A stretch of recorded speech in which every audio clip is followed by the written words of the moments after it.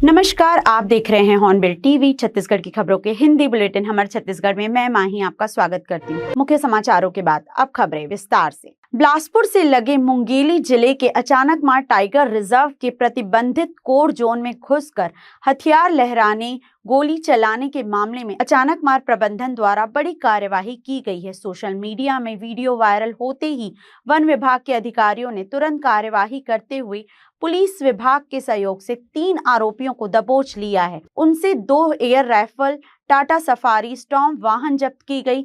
पकड़े गए आरोपियों की पहचान अजीत वैष्णव 26 वर्ष, अनिकेत 27 वर्ष और विक्रांत वैष्णव 36 वर्ष के रूप में हुई है। इनके विरुद्ध वन्य प्राणी संरक्षण अधिनियम 1972 की धारा के तहत अपराध दर्ज कर न्यायालय के समक्ष प्रस्तुत किया गया है। न्यायालय ने जुडिशियल रिमांड पर सभी आरोपियों को जेल भेज दिया है। विभागीय कार्यवाही के तहत तत्काल प्रभाव से बैरियर गार्ड को हटाया गया है और परिक्षेत्र अधिकारी को नोटिस दिया गया है। ये सभी आरोपी वाहन में सवार होकर कोर एरिया में वन फुरकंडी तालाब और परसवारा के रास्ते से अंदर पहुंचे थे। इसके पूर्व भी कुछ साल पहले छपरवा में एक जिम्मेदार पुलिस अधिकारी ने रिवॉल्वर चलाकर शिकार किया था, जिसे लिपापोती कर मामला ठंडे बस्ते में डाला गया है। तीनों आरोपी लोरमी राज परिवार से हैं। मालूम हो कि स्व छोटे राजा भी इस क्षेत्र के प्रख्यात शिकारी रहे हैं और इन पर कई आपराधिक मामले भी दर्ज थे। दुर्ग जिले के धमधा स्थित श्रेया अस्पताल पर प्रशासन ने बड़ी कार्यवाही करते हुए उसका लाइसेंस निरस्त कर दिया है। महिला मरीज पद्मा जंघेल के इलाज में लापरवाही और शव से दुर्व्यवहार के मामले में एफआईआर के बाद यह कदम उठाया गया है। स्वास्थ्य विभाग की जांच में डॉक्टर और अस्पताल प्रबंधन को दोषी पाया गया, जिसके बाद नर्सिंग होम एक्ट के तहत अस्पताल का लाइसेंस रद्द कर दिया गया। जिलाधीश के आदेश पर अस्पताल को 3 दिन के भीतर बंद करने और लाइसेंस की मूल प्रति सीएमएचओ कार्यालय में जमा करने के निर्देश दिए गए हैं। हॉस्पिटल का लाइसेंस निरस्त किया गया है, क्या मामला था? विगत दिनों श्रेया हॉस्पिटल धमधा के विरुद्ध एक शिकायत प्राप्त हुई थी। शिकायत प्राप्त होने के उपरांत एक जांच समिति बनी थी और जांच समिति की रिपोर्ट के आधार पर कार्रवाई की गई है। क्या कमियां पाई गई थी सर?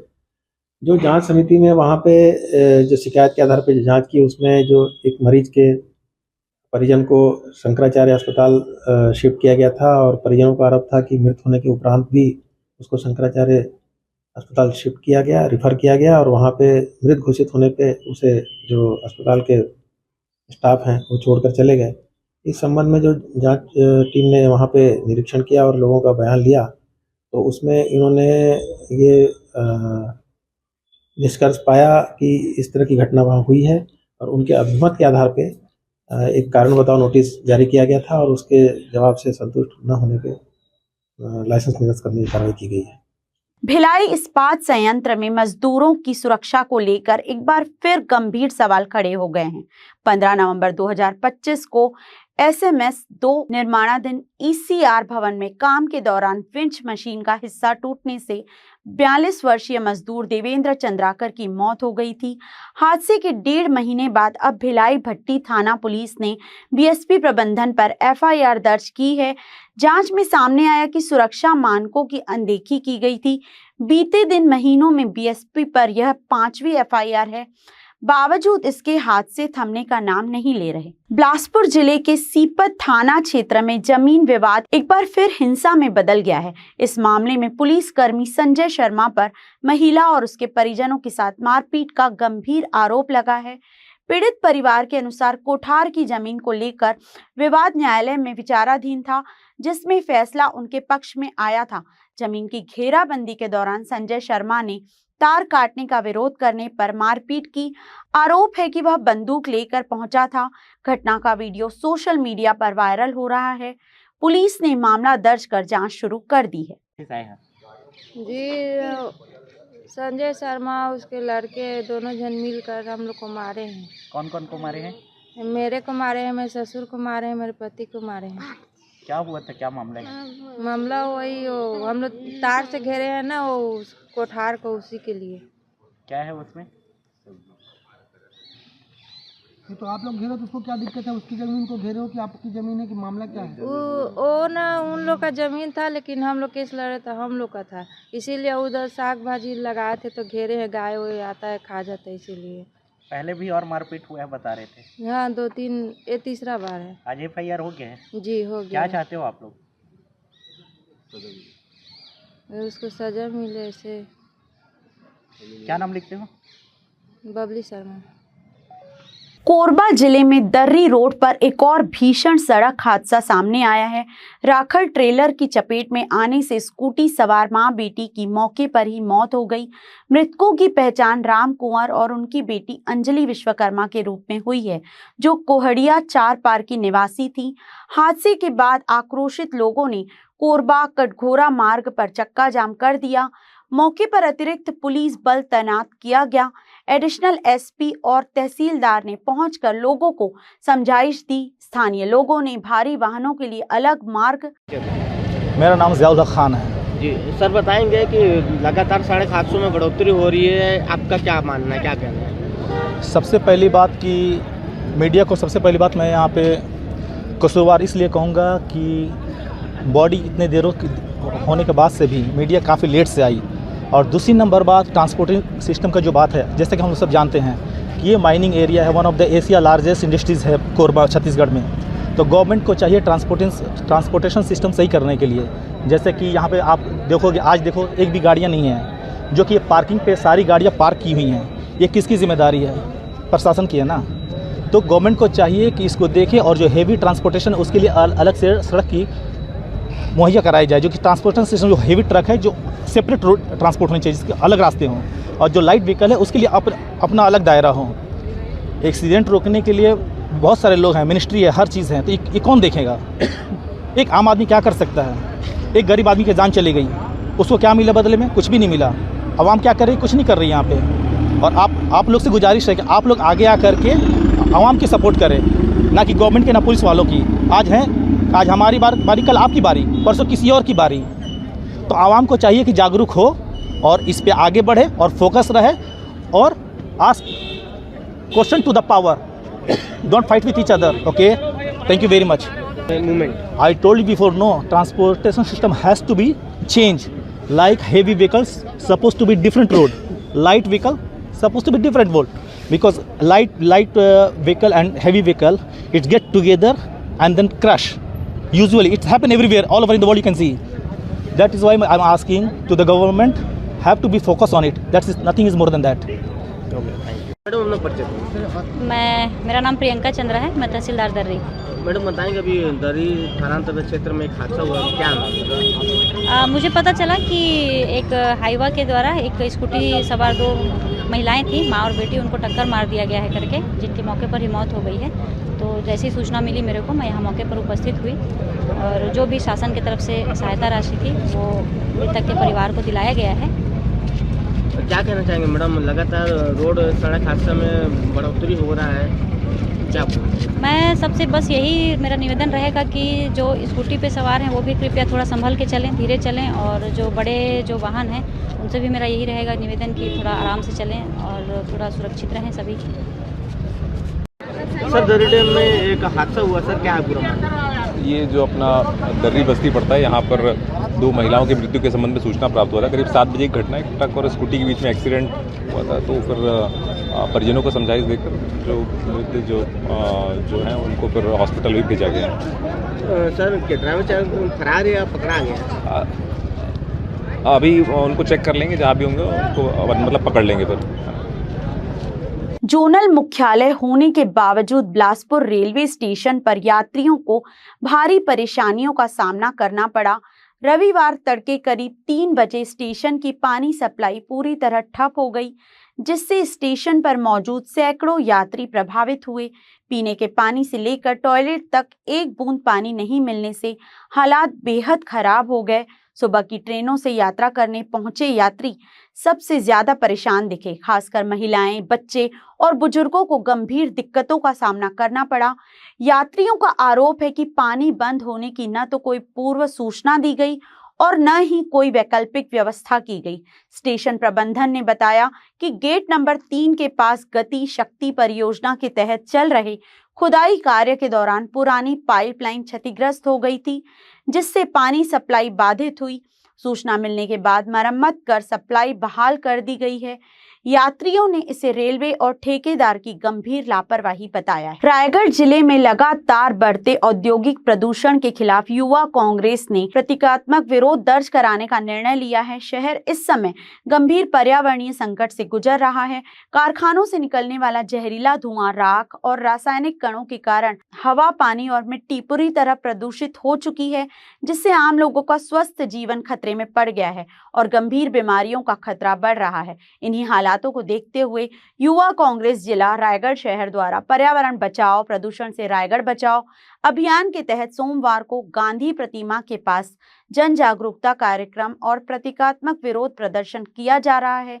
युवा कांग्रेस जिला अध्यक्ष आशीष जायसवाल ने बताया कि कार्यक्रम के दौरान युवा कांग्रेस कार्यकर्ता अपने खून से पत्र लिखकर राष्ट्रपति महोदय, मुख्य न्यायाधीश एवं प्रशासन को भेजेंगे ताकि प्रदूषण पर ठोस और त्वरित कार्यवाही की जा सके।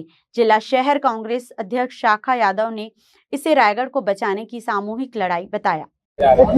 देखिए, आज हमारे युवा कांग्रेस के बैनर तले जो रायगढ़ में बढ़ते प्रदूषण को लेकर आज उनके द्वारा यहाँ प्रतीकात्मक रूप से रक्त से महामहिम राष्ट्रपति महोदया, राज्यपाल महोदय और मुख्यमंत्री को पत्र लिख रहे हैं। और ये वास्तव में बहुत ही सराहनीय कार्य है, क्योंकि वास्तव में देखेंगे कि 2014 के बाद रायगढ़ का जो AQI जो है, माने एयर आपका जो क्वालिटी इंडेक्स है, वो बहुत ही खराब स्थिति में है। आप सोच सकते हैं कि रायगढ़ के नागरिक, रायगढ़ के जनता अब प्रदूषण से त्रस्त हो चुके हैं। आप देखें कि रायगढ़ में आए दिन दमा, खांसी और कैसे ऐसे कई बीमारियों के से ज़्यादा लोगों की संख्या बढ़ती जा रही है। तो इसको लेकर आज युवा कांग्रेस का एक अभियान है और हम भी जिला प्रशासन से मांग करते हैं कि वास्तव में जो प्रदूषण बढ़ाने के जो हो रहे हैं, उसके रोकथाम के लिए या तो प्रदूषण निवारण यंत्र वास्तव ईमानदारी से लोग चलाएं और जिला प्रशासन को जाकर मॉनिटरिंग करनी चाहिए कि उद्योगों के द्वारा, जो देखिए कि जब से इतने अनगिनत उद्योग लगाने के बाद जो पर्यावरण संतुलन को बनाए रखने के लिए जो कारगर उपाय होने चाहिए, वो वास्तविक ईमानदारी से नहीं कर रहे हैं, केवल दिखावा मात्र है। कि जिसका आज ये परिणाम है कि रायगढ़ पूरे देश में प्रदूषण के मामले में अब अग्रणी शहर के रूप से जाना जा रहा है। बताएंगे आज रक्त से पत्र लिखा जा रहा है। जी, रायगढ़ में प्रदूषण बहुत विकराल रूप ले चुका है। रायगढ़ की हवा सांस लेने योग्य नहीं रही है। हम लोगों ने इस विषय में को लेकर के ज्ञापन सौंपा था, पहले राष्ट्रपति महोदय और चीफ जस्टिस ऑफ इंडिया के नाम ज्ञापन सौंपा था। अभी तक उसमें कोई सुनवाई नहीं हुई है। हमारा उनसे निवेदन है कि हम इस भारत देश के वासी हैं, हमारे साथ इतना अन्याय क्यों? कोई व्यवस्था नहीं है, सारी व्यवस्था फेल है पर्यावरण से, प्रदूषण से बचाने के लिए रायगढ़ वासियों को। तो हम लोगों ने आज एक इनकलाबी तरीका शासन, प्रशासन और सरकारों को जगाने के लिए अख्तियार किया गया है। हम अपने खून से पत्र लिख रहे हैं। हमारा इसमें ये कहना है कि हमारे खून में दिन ब दिन रायगढ़ वासियों के खून में काली घुसता जा रहा है। तो जब हमारा खून काला होने से पहले हमारे शहर के लिए हमारा कोई खून कुछ काम तो आए, इसलिए हम आज खून से पत्र लिख रहे हैं और शासन, प्रशासन और जन जागरण के लिए हम इस कार्य को कर रहे हैं।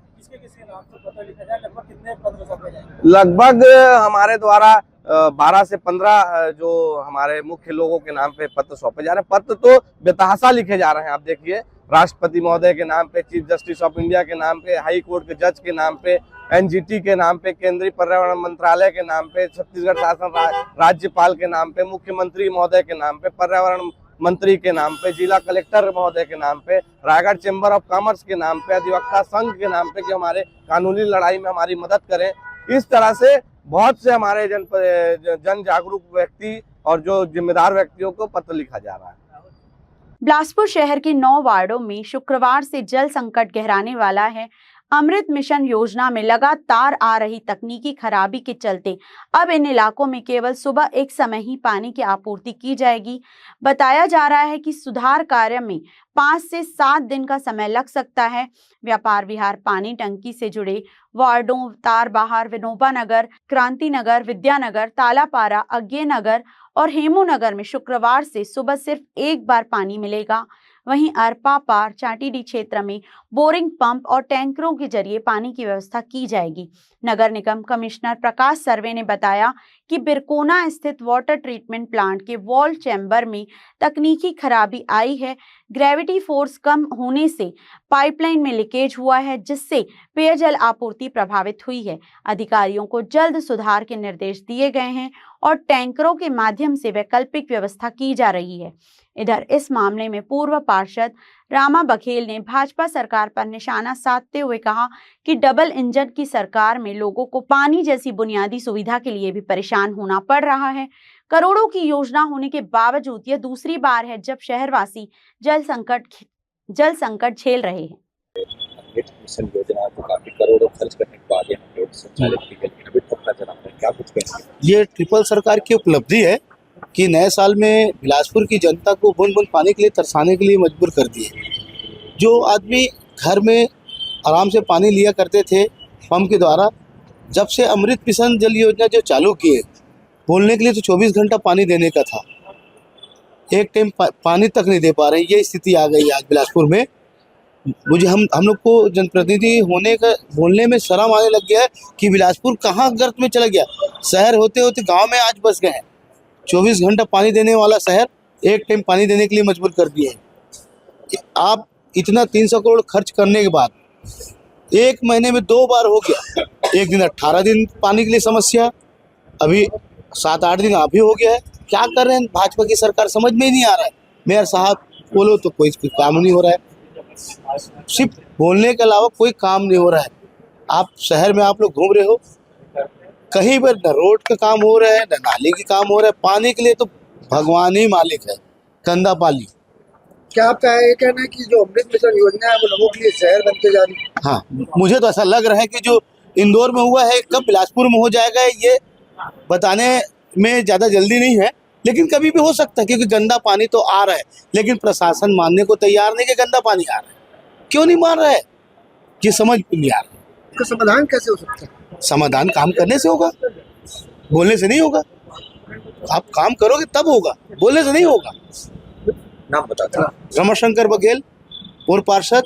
शुरू हो पाएगा लगभग 4-5 दिन पहले हमारे अमृत मिशन का जो WTP है उसमें ग्रेविटी फोर्स को लेकर के थोड़ा कुछ पाइपलाइन में लीकेज आया था, जिसके कारण शहर में पानी का सप्लाई बाधित हुआ था। उसके लिए हम लोग कुछ अल्टरनेट व्यवस्था किए थे। जहाँ पे बोर है वहाँ से डायरेक्ट बोर से भर रहे थे, और जहाँ पे बोर नहीं होते हम लोग पानी टैंकर का उपयोग कर रहे थे। 1-2 दिन लगेगा, हम लोग पानी सप्लाई लगातार करेंगे इसमें। कोरिया जिले के सोनहत ब्लॉक के वनांचल क्षेत्र पलारी डाम में उप स्वास्थ्य केंद्र पिछले करीब 20 वर्षों से सिर्फ कागजों में ही संचालित हो रहा है।